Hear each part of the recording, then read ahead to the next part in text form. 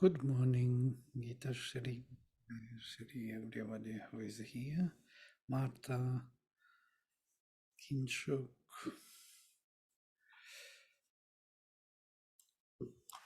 I hope you hear me well. It's another system I have.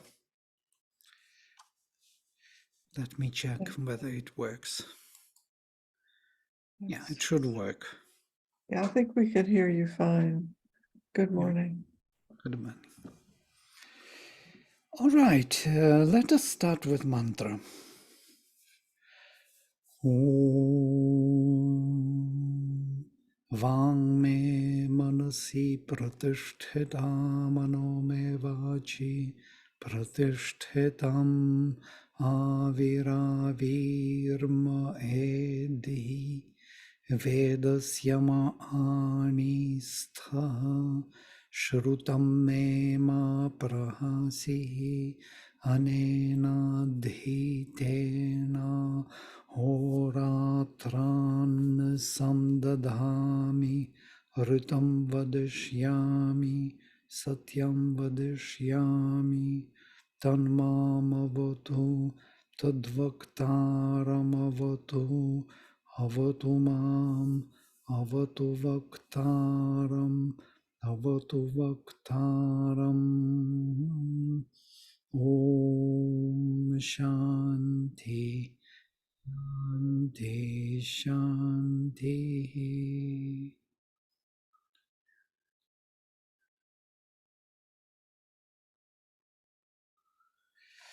All right. Here we are. We stopped at number 7, number 6, but now we are moving to number 7, 14th hymn. Tan yajatran ritavridho Agni patni vatah kridhi madhavah sujihva payaya. You can see that the tradition, which is a reciting tradition of India, made sandhis, which we undo on the way, on the fly, and then the verse, the meter comes back to life.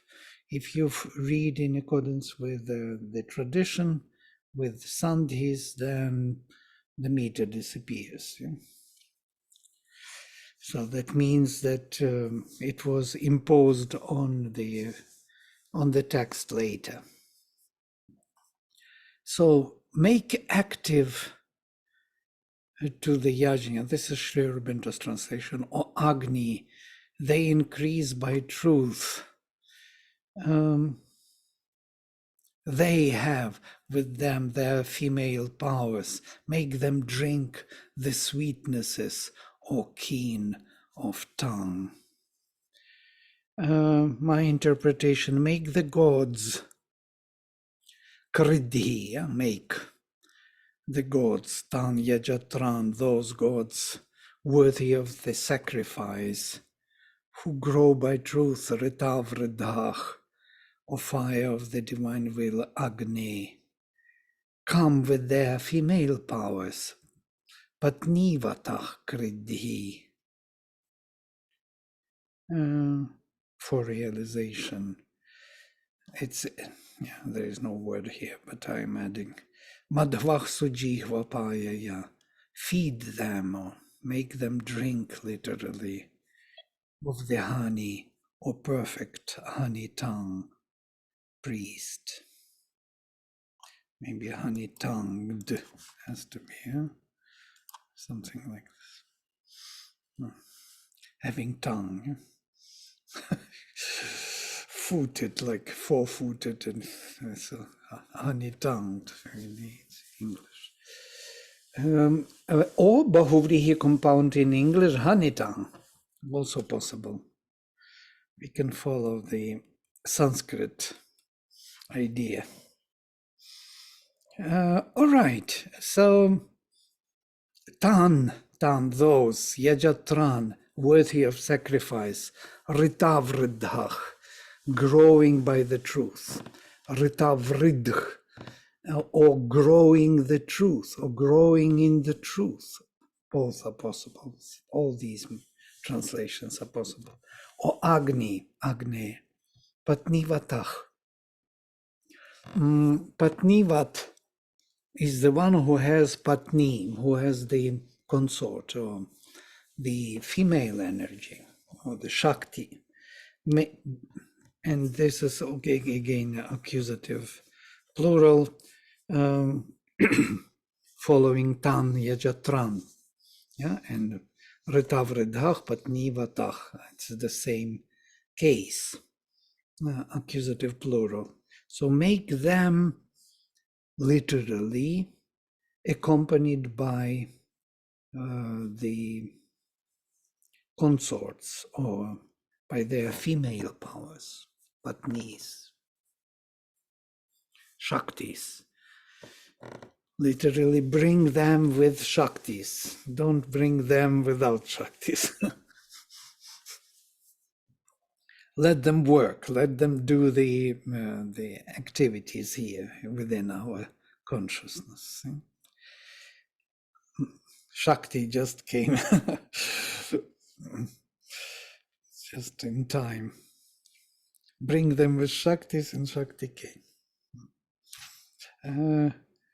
Madhvach sujihva payaya. Payaya is causative. Make them drink, or sujihva, or perfect tongue. That's the epithet of Agni, Madhvach, of the honey.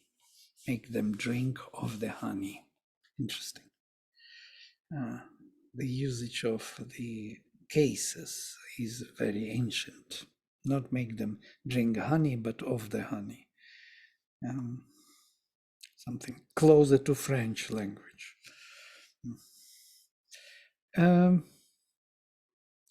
What is interesting here is Yajatras, of course, is this worthy of sacrifice. Gods are invoked, and Agni himself is invoked in two major, we spoke about this at length, in two major formations or qualities as Yajatra, worthy of sacrifice, and Idya. We will meet this word again in this hymn. Sought with adoration or adored. So beloved and worthy of sacrifice. Two major qualities which are constantly going throughout all Rigvedic hymns. So there is a fundamental difference between these two. Yajatra, worthy of sacrifice, worthy of transformation, and Idya, beloved. So one is beloved, sought with adoration, wanted to be loved, and other is really worthy of doing the transformation, or worthy of invoking for the work of transformation. So you can see that both have something to do with two aspects. One is of the aspect of love and bliss and consciousness, and the other is of power and efficacy and change in nature, in the being. One belongs to the being self, other belongs to the consciousness. Interesting. So you could see these two elements which are constantly found in the Veda. It's very subtle. It's not really imposing itself, but they are in this composition, Yajatra and Idya. We will meet Idya in, I think, in the next, immediately here. Yajatrach, Idyach, notice. Ye Yajatra, ye Idyach, te pibantu jihvaya. And those who are active to yajna, and those who are adorable, these are the gods, they pibantu jihvaya, should drink with the tongue of Agni, madhoh, of the honey, or Agni, vashat kriti, in the in the time of the Vashat. Vashat is the exclamation, the same as Svaha and Svadha. It's a Vedic exclamation of the offering of the sacrifice. So interesting, look at this. Ye yajatraha, ye idiyaha. So they're kind of separated. Ye yajatraha, ye idiyaha. Those who are worthy of sacrifice, or those who are active in the transformation, and those who are adorable. It's amazing. By the way, Agni himself is both Yajatra and Idya, and we will meet it also many times. There are rishis who invoke him as Yajatra, and there are rishis who invoke him as Idya. And I believe this has something to do with two functions of Agni, or two locations even of Agni. One is located in nature, and that is Yajatra, that is Shaiva Agni, as the son of Shiva, who is rising from the depths of nature, the immortal among mortals. It is him hidden in nature's power, which is pushing the whole Prakriti, the whole nature, towards the betterment in evolutionary kind of engine of evolution. And the other is the flame within the heart, the one who loves, who seeks with adoration the divine presence. So these two flames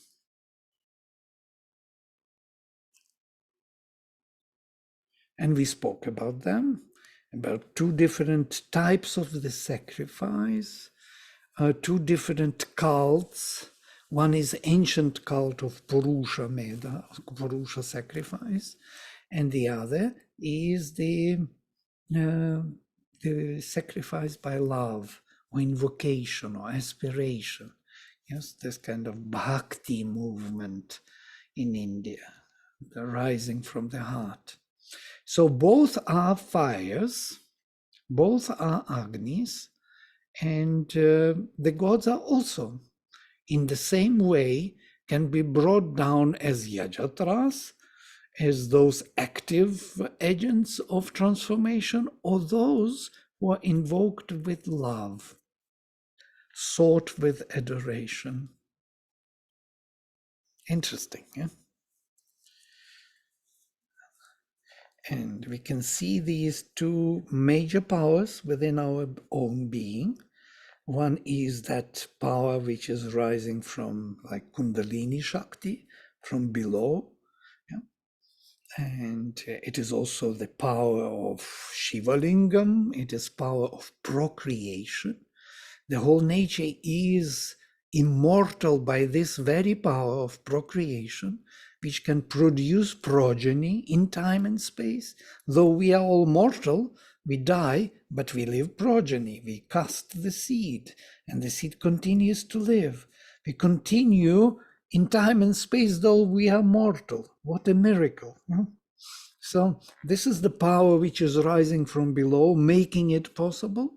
And the other is the power from the heart, from the soul, the psychic aspiration towards the divine, which is very different from that sexual drive from below.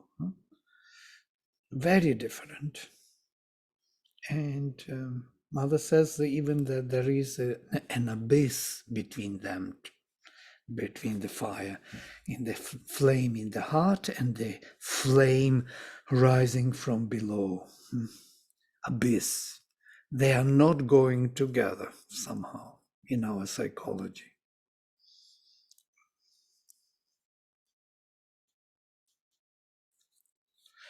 In the supramental manifestation, they will become reconciled. But till that moment of the final adjustment or the immortality, when immortality will be finally achieved, realized, Till that moment, they will be in contradiction, these two powers. They are known in the esoteric history as two different cults. One is the cult by the power of nature, we achieve everything. And the other is by the power of invocation of the soul. We invoke the powers, the higher powers, which come down to our calls. We spoke about this at length, but I'm always coming back to it because this is the major vision of the Veda. And I also mentioned before that these two powers represent two different approaches to our reality. One is Dvipad, and that is power of the soul, the power, the flame in the heart. Dvipad means two-footed, literally two-leveled being. And Sri Aurobindo says it is not two-footed and four-footed, Chatushpad and Dvipad mentioned in the Veda. It's not the human being and the animal as it is translated, usually, traditionally, because how can you translate two-footed and four-footed? Only in this way. Yeah? But two-footed means, padam means the level of consciousness. Two major levels, and that is the psychic and the unborn self, and that is two-footed. And that's why it's a human being. It's the most important quality of the human being. And the other Chatushpad is four levels of consciousness. It is the physical, vital, mental, and supramental. And that is Chatushpad. That is the power of nature.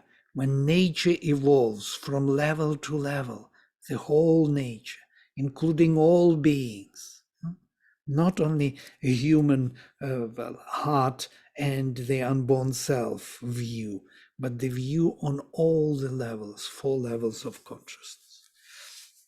So in this case, we have two fires. One is in Chatushpad, that is the fire of Purusha's sacrifice by nature, Kundalini Shakti, Shiva Lingam, that is Chatushpad. And that's why most probably he is called also Pashupati, the Lord of Pashus. And Dvipad,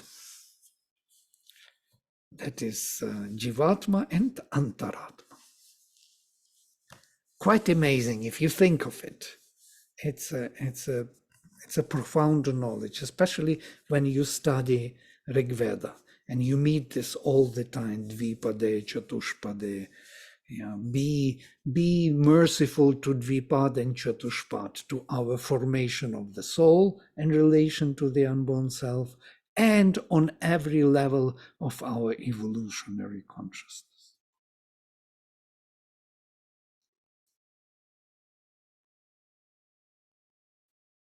Yeah, you see so much in this simple Yajatra and Idya, hiding behind.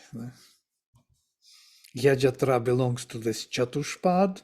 All the four levels have to be unfolded, formed, transformed.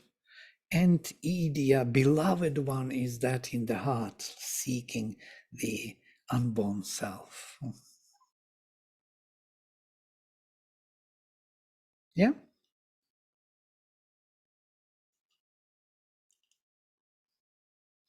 Number 9. Akim Suryasya Rochanat Vishwan Devan Ushar Buddhah Viproho Teha Vakshati. From the world of the luster of the sun, the seer, the priest of the offering, brings the gods that wake to the dawn. Hakim is the Vedic word. This kim or nim can be added to any prefix, building a new word. Hakim means towards or onto or from. Ah, yeah, there is another word, ad, which is from, a Vedic word. So from Rochanat, from the luminous realm of the sun, Suryasya, Vishwan Devan, all the gods, all the universal gods, Sharbuddhah, waking in the dawn or to the dawn. Viprah, Hota, Iha Vakshati. The Vipra, the Hota, should bring here. Vipra is the one who is from Rotulip to tremble in ecstasy, the ecstatic priest. And Hota, the invoker of the gods, here, Iha, Vakshati should bring. May the invoker, the ecstatic priest, bring the gods from the luminous world of the sun, from the Rochana. Rochana is the level of Svar, of the ray of the sun, who wake with the light of the dawn. The gods, they always wake with the light of the dawn. The dawn is actually the Divine Mother. The Divine Mother in our physical world. She brings the light. She is the one who leads the sun. Sun follows her, as it is said in Kutsan Gerasa hymn. He follows her like the young man follows the maiden. There, where all the heroic souls of men spread in time, blissful, the blissful, they spread in time for the blissful. This is the verse. Yeah?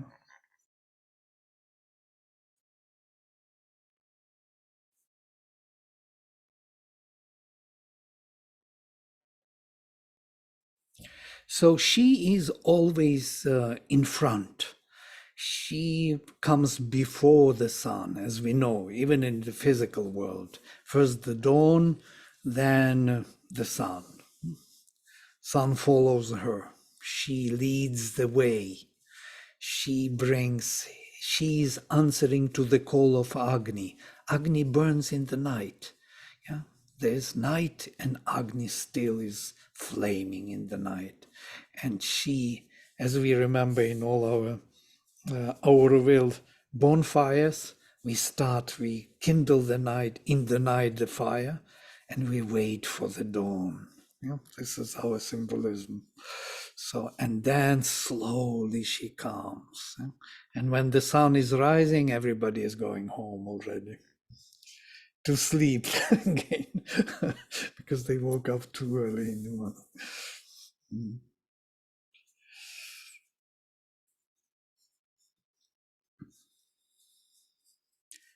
Right. It is a constant epithet of the gods that they are Usharbudh. Usharbudh, the one who wakes up in the morning with Usha.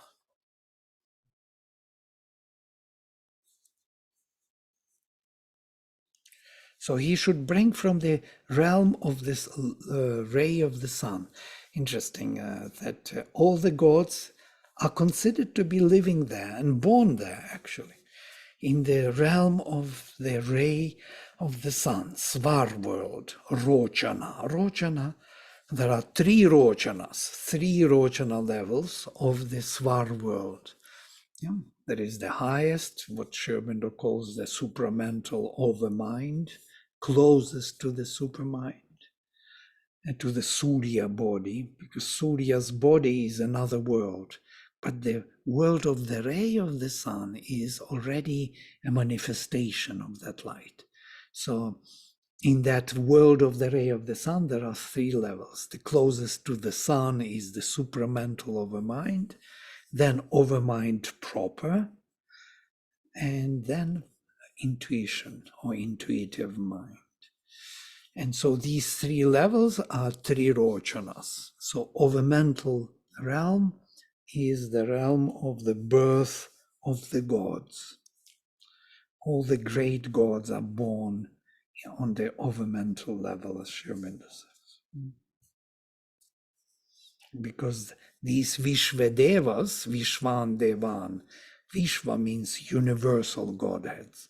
These are universal divine powers. They are born there to act in this manifestation and to help the involved soul to evolve. Yeah? We invoke them for our own evolution. We call to them that they come and help us to expand, to grow, and to occupy, to colonize this world. We are colonizing the world. We are intruders. We are in the constant war with this world, resisting our colonization. So we need their help. We call to them, they come, and they bring powers we need to fight those forces of darkness. As simple as that. And we expand our presence. Truly speaking, not our presence, but the presence of the divine, which we are. Yeah.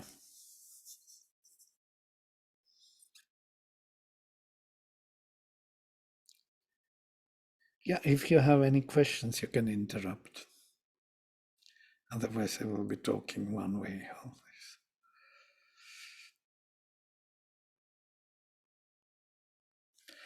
Okay, Vishvebhi Somyam Madhu. Vishvebhi Somyam Madhu. Agni Indrena Vayuna Piba Mitrasya Dhama Bih. Vishvebhi again, Vishvebhi with these universal powers, or with the universal Godheads.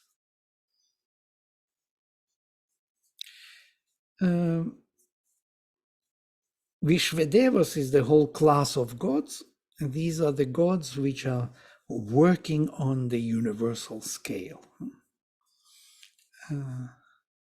And when these universal Godheads come down to our call and involve themselves into our activities of sacrifice, they change their name into Vasus. They are called Vasus, so to say, luminous dwellers within the substance. They change their kind of position or activity, so they get involved. So by Vishvebhik means by those universal forces. Yeah? Somyam Madhu, this kind of, with all of them, O Agni, drink thou the sweetness of Soma wine, Somyam Madhu. Agni Indrena Vayuna, with Indra and Vayu, Piba, drink, Mitrasya Yamabhich, and with all the Yamans, with all the Dhamans, not Yamabhich, Dhamabhich, with all the Dhamans, drink of Mitra also. So Dhaman is a strange word, a Vedic word, from root dha, to establish, with all the establishments, or Sri Aurobindo translates with all the lustres of Mitra. I translate with inmates of Mitra. Mitra is the divine consciousness, as Sri Aurobindo translates it. Mitra from root ma, to measure, it is consciousness which manifests the divine to himself and then to the world. So if Varuna is all covering presence of the or purity of the divine existence being, then Mitra is that luminosity of consciousness and harmony, which holds the oneness of being and manifests it in any form. So all then Aryaman is next, then Bhaga, then Daksha, Amsha, and Surya, 7 Adityas, yes? So the second Aditya is Mitra, the divine consciousness. So all the inmates of Mitra, all the establishments of the divine consciousness, And these are all the gods, yes? All the Adityas, all the Vishvadevas, all Vasus, all the gods are the manifestations of the divine consciousness. So with all the gods, we can say, from the transcendental realm and from the universal level, come and drink of this sweetness, sweetness of this honey of Soma wine.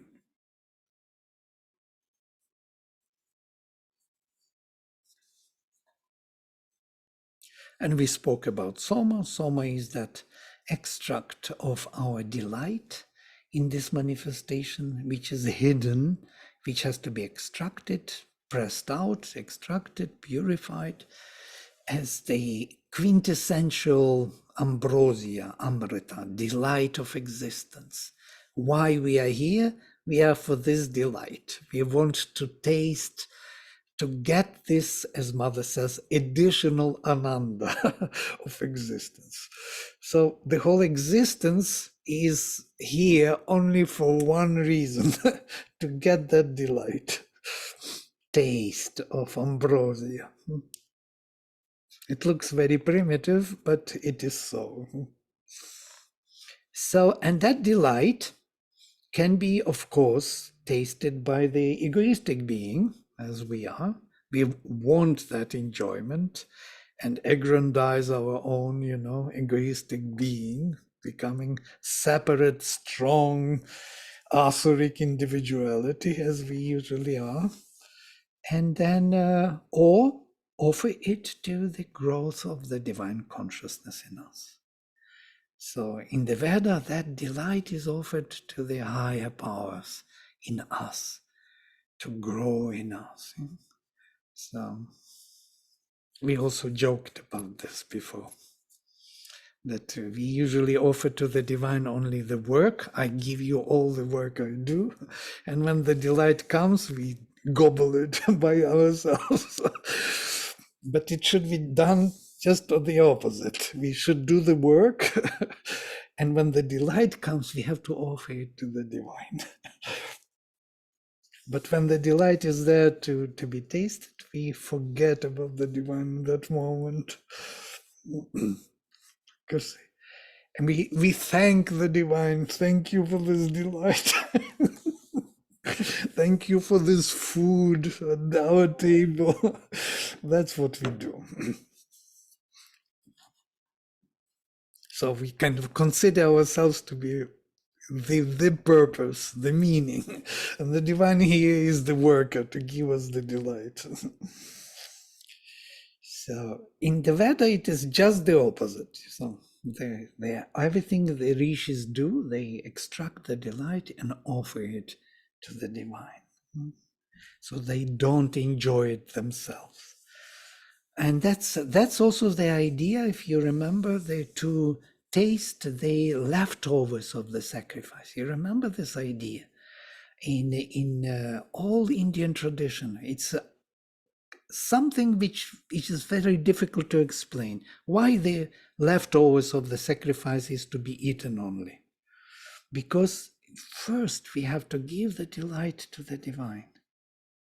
And whatever is left for us, for our egoistic development, will be exactly what we need for it. Not to exaggerate ourselves, that healthy portion will be left for us, because the divine knows what is required, even for our egoistic development. That's why the leftover of the sacrifice. Yeah. So much to say about Somyam Madhu. Yeah? The honey of the Soma wine. Drink you with Indra and Vayu and with all the gods of Mitra. You, Agni, with all the universal powers, drink the delight of our existence.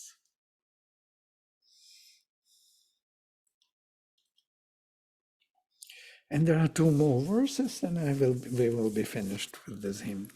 Tvam hota manurhito agne yajneshu sidasi semam no advaram yaja. Tvam, you, Ota, or the summoner of the gods, Manurhitach, established by Manu, can be translated in many ways. We will look into it again. O Agni, Yajneshu Sidasi, you sit in our sacrifices. Sa Imam, Adavaram Yaja. So sacrifice this our journey to you, O Agni. Thou, the priest of the oblation, thinker and friend, Manurhita. Manuch Hitach. Hitach can be translated as established, literally established, but can be also something auspicious, and that's why Sri Aurobindo translates as friend here. Manu as thinker, Hita as auspicious, sittest, where you sit, O Agni, at Yajnas, Yajneshu. Therefore, do thou set thyself to this action of sacrifice of ours. Of this action, he translates it Advaram as action. In other places, he translates it as the sacrifice journey, sacrifice, pilgrim sacrifice, because it's a constant pilgrim, constant journey, constant moving forward. The sacrifice is actually a journey, a path, a moving forward. Yeah? It's not something established once in time and finished and done. No, it's ongoing process of transformation. That which was transformed will be still transformed, and will be still transformed, and will be still transformed. It's not finished. Yeah? It will be ongoing process of transformation. And this has to be kind of understood. And from here, this word Advaram. Advaram, Sri Aurobindo says, it's not Advaram as it is interpreted in the post-Vedic Sanskrit, something which is not hurting, which has no meaning, but from Adhavan, the movement, the path. Yeah? And so Advaram is connected to the journey.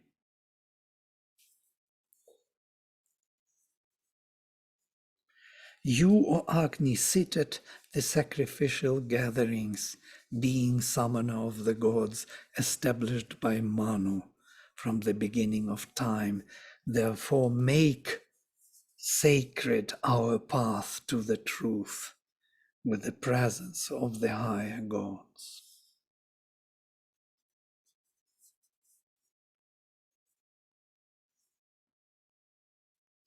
This is my interpretation. I'm kind of expanding. Make sacred our path, Advaram, Yaja, sacrifice, make it sacred. Make sacred our sacrificial path.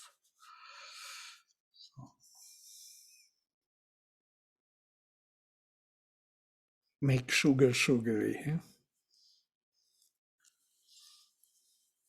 Butter buttery. But still, it makes sense because it is like an enforcement of that very quintessential journey of our spirit. Make spiritual our spiritual journey. Keep it spiritual, transform it, constantly transform it, and lead us on the path. And then the final verse of this hymn. Yukshvahi arushirathe harito deva rohitah tabhih devan ihavaha.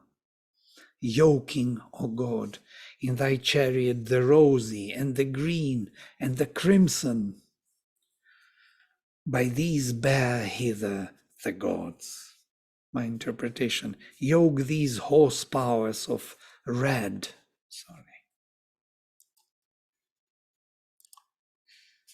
it's a different red, of red, green, crimson colors. O God, bring here the gods with their help. It's the vision that there is always some kind of swiftnesses, horses, which has to be yoked to the chariot. And in the chariot, the gods are coming down. This chariot is another symbol.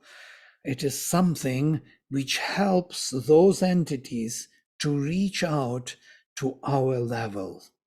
There is a gap between the Svar world and us, and that gap has to be crossed. And it is crossed in the chariot, this mysterious chariot, and the swiftnesses, powers of the divine which are doing it. Sometimes there are also streams, currents, rivers, or even doors, portals of heaven opening, and the streams come through the portals. So these are all images of the Veda to express that connection of one level of consciousness with another. So by them, by these many-colored streams or many-colored powers, many-colored swiftnesses bring to us the gods. So interestingly, this many-colored is how Mother describes the overmind, the overmental level of Svar, of that, the ray of the sun, Rochana, from where all the gods come, according to this hymn, as many-colored. She describes the intuitive mind as luminous yellow gold, but the overmind, which is above, is with many-colored. And there is another mother. There are two mothers. One is Aditi, transcendental, another is Diti, which is the consciousness of the dividing consciousness, the para and apara prakriti in the later language. But in the Veda, there is a third mother in between them. In between them, there is Prishni, and she is also many-colored. This is quite interesting, this many-colored quality of a mind.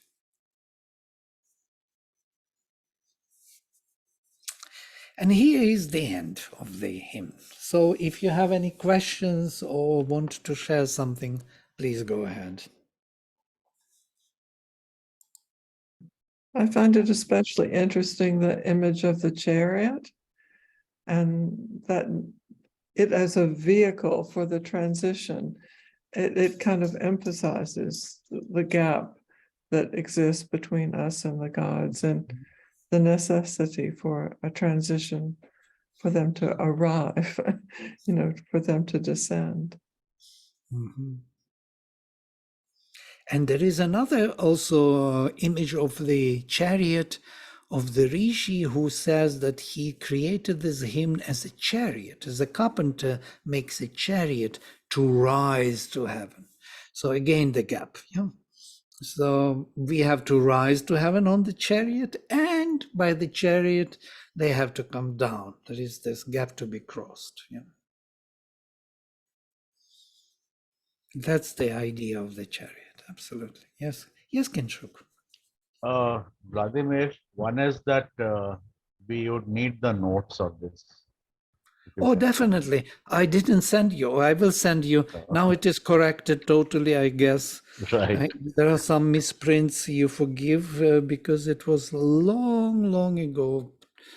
Something. It was copied from PDF, and there was so many things which are not perfected, but I will send you anyhow. Thank you. I had a thought on this Yajatra and Idya. So are these mutually exclusive, you think? Or can a person actually kind of go in using both the directions? I think they are not exclusive, but they cannot kind of be at the same time totally effective. Yes, one is dominating the other. If you are seeking the divine help from the heart, calling is one thing, and if you are doing it yourself, if you are tapasya, you're doing tapasya is another. So either you rely on the divine grace or you do it yourself. You know, they are not totally exclusive, but somehow they don't go together. It's like Vishnu and Shiva, you know. They are both needed for this manifestation, but somehow, as you know it from all the stories and all the Puranas, they do not go together. One is a bit asuric, would you say? One is more chatushpat and other is dvipad, if you will. You know, again, coming back to the same. One is more supporting the nature and the evolution of nature and all the creatures, all the beings. And the other is more taking care of that very thing representative of antaratma, antaryamin within the heart, yeah? Which is the projection of the unborn self, holding that connection. The other is evolving all the instruments of knowledge, all the bodies for the embodiment of this very being. Yeah?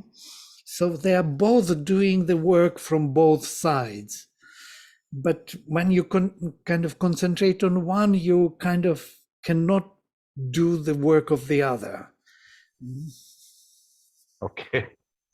And one more question I had is this rosy, green, and crimson. Uh, do, does the Vedas mention blue color anywhere? I mean, Yeah. I'm just curious. Yeah. Okay. Also blue, but not in this regard with the light. Yeah. Okay.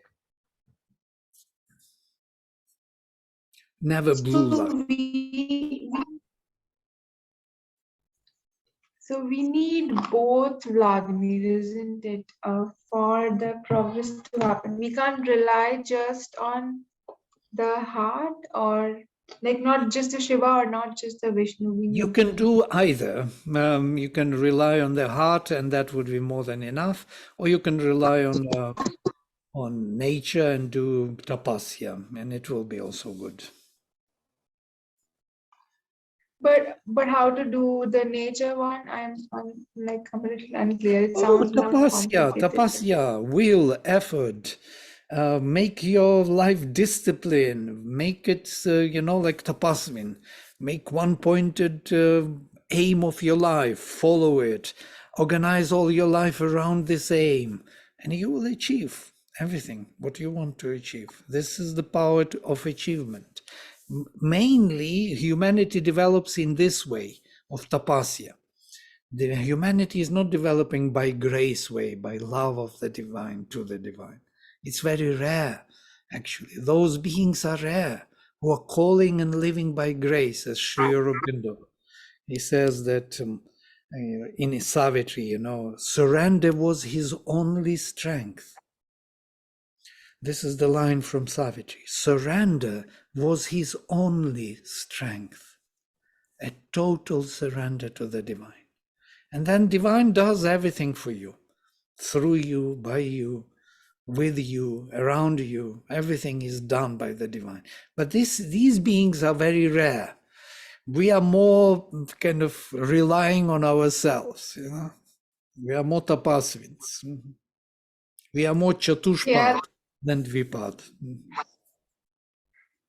There are times when we manage to that happens to me. Like I become slow and completely surrender, and then there are times when I have to make a difficult choice. And like, oh God, what do I do now? I can't surrender. It's not happening. Then the entire thing changes, and it comes out. Yeah, we are constantly in between these two. Yeah, and to a certain extent, this tapasya is needed. The effort, the quality, the sacrifice is to be made first before we realize ourselves. It cannot be done, as Sri Aurobindo says, don't think that divine will do even surrender for you. You will have to do the surrender. So that part of effort we have to make. Otherwise, some people think that divine will do even surrender for me. So I have nothing to do here. No, it's not like this. You become a lazy, not doing anything being. So And that is the case in many cases, especially in the ashram, you can find such people. In Auroville, I myself was like this for quite some time. So I thought that everything can be done. And in some way it is done, because that faith in you, that it is done by the divine, is still doing, interestingly. But not in the intensity and efficacy which is required for the progress. Progress can be much more rapid.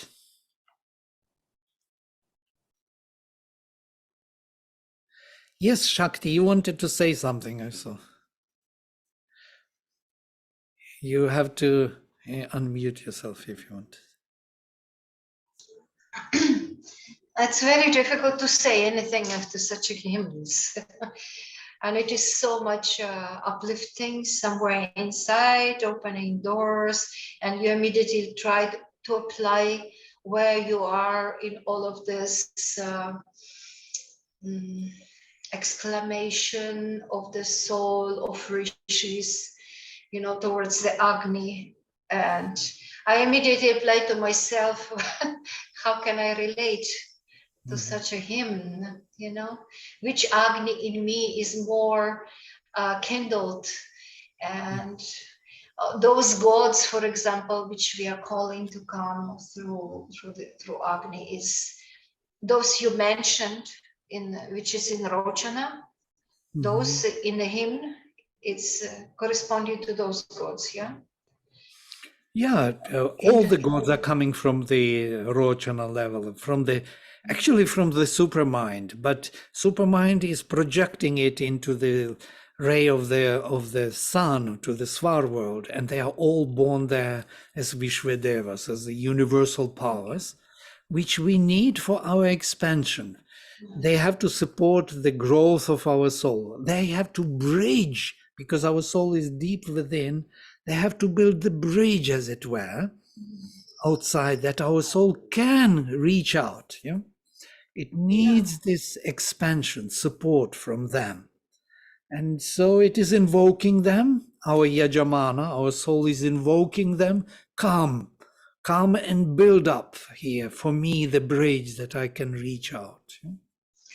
How can we think, for example, we speak a lot of, I think about angels, the powers of light, which is also the workers of the light, the beings which are helping us here to progress.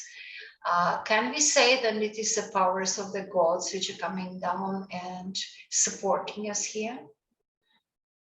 Yeah, angels.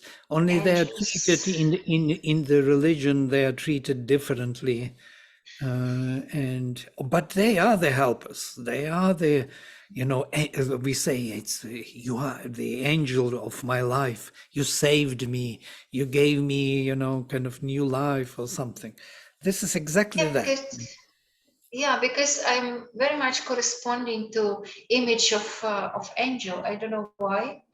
And through the Veda, it's the same powers to me if I listen to Rig Veda hymns. And I see stars which are looking and many things visualize actually. So I don't know what to say, but it is uplifting and it is really connecting somewhere inside. Wanted to share just those things. Thank you. Thank you so much. Yeah, these are the luminous texts. That's why Indian tradition preserved them so thoroughly, that nothing could be lost. Thousands of generations of Brahmins were learning this by heart just to pass the text forward. That should be there intact somewhere in the memory. Even if you don't understand anything anymore, doesn't matter. Matters that it is there, this treasure. It's a real treasure of humanity. And now we are unpacking it for ourselves over so many thousands of years past. And we come back to these texts and see in them the meanings of our life, deeper meaning which cannot be easily changed. As Shiv Benda says, Veda was our beginning, Veda will be our end. So everything is there, you know. You can't reach or realize more than the Veda. It's all there waiting to be realized. Amazing, amazing. How we missed this treasure, I don't know. Why did we go somewhere else? To some science? Uh, Vladimir, have you ever heard of this one early writing of Sri Aurobindo, where he mentions a dream in which mankind has two choices. One is to take a very difficult path, and one is to take a very simple path. It is there in his early writings. And somewhere it is related to the difference probably between Vedas and Upanishads. Upanishads is the difficult part, and Vedas is probably the simpler, straighter, easier part, sort of. I just felt that, Interesting, Sure. interesting. Yeah, he speaks about this in different forms throughout, many times actually, not only in the early writings, but maybe you are referring exactly to this more sophisticated path of, understanding and knowledge and this and that and psychology and, naming everything, figuring out what is what. And the other is this Vedic, more more doing things, more surrendering and offering rather than understanding. Yeah, maybe early Sri Aurobindo was that, but later he became more sophisticated, and he speaks about the choice of humanity many times, that he was afraid that, for example, the Western civilization could be satisfied with its technological achievements and go that route of technological advancement.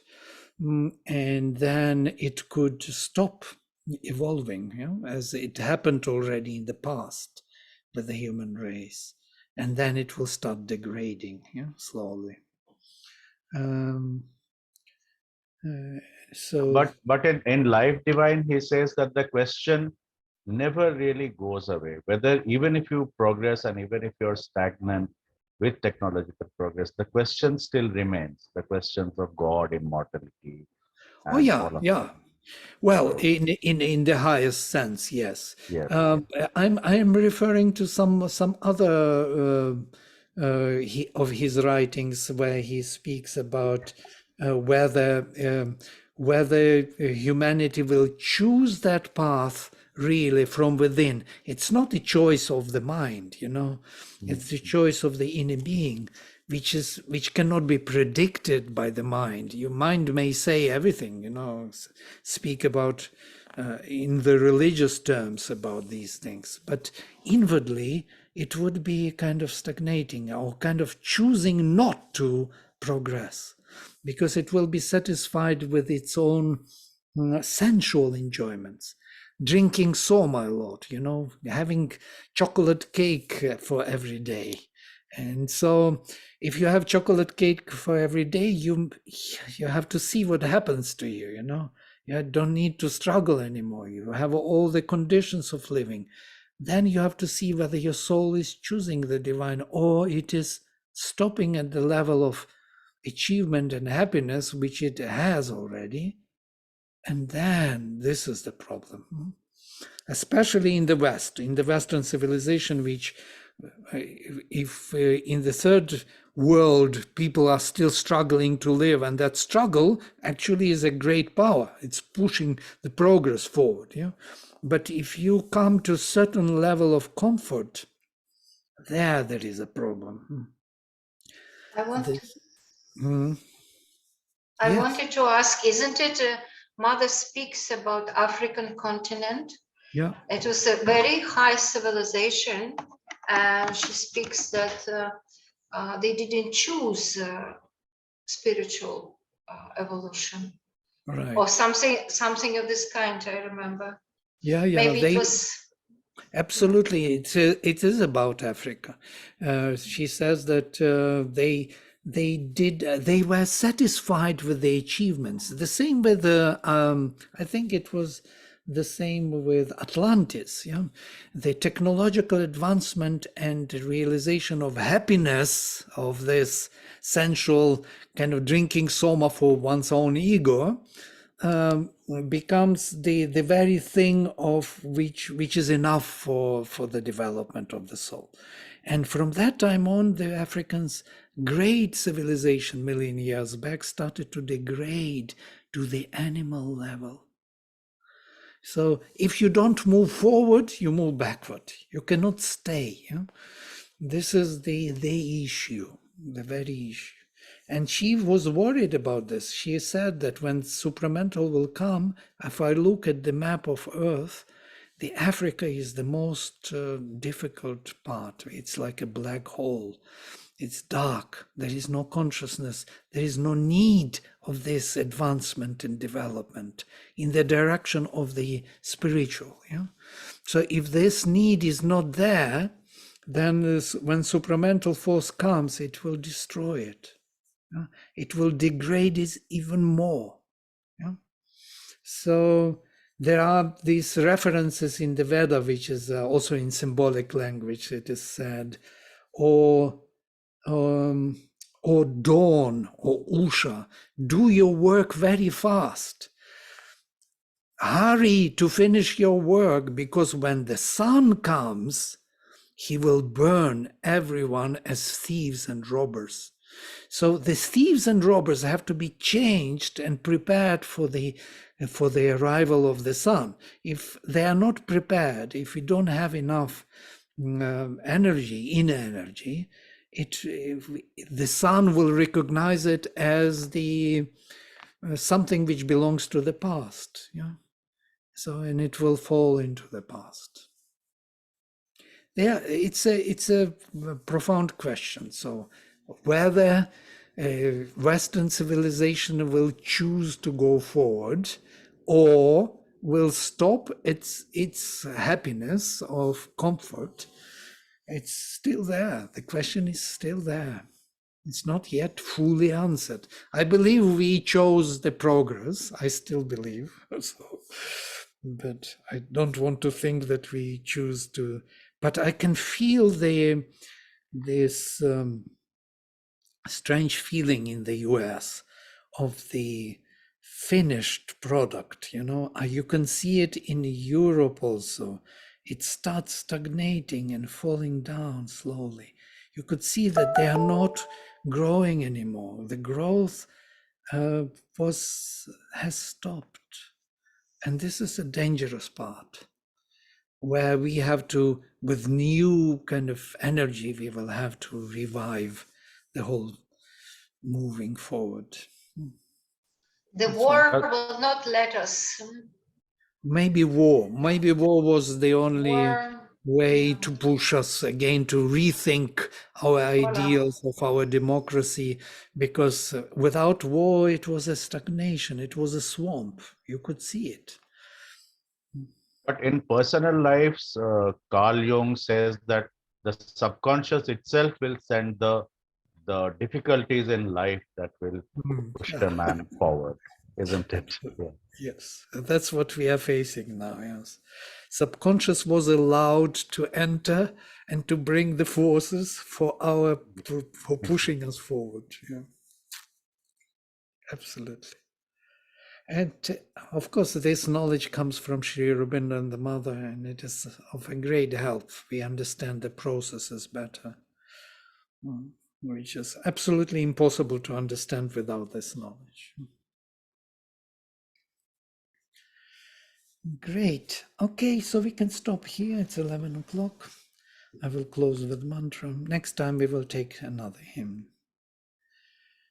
Om Sarve Bhavantu Sukhinaha Sarve Santo Niramaya Sarve Bhadrani Pashyantu Ma Kaschit Dukkha Bhag Bhavet. Om Shanti Shanti Shanti. Shri Gurubhyo Namaha. Hari Om.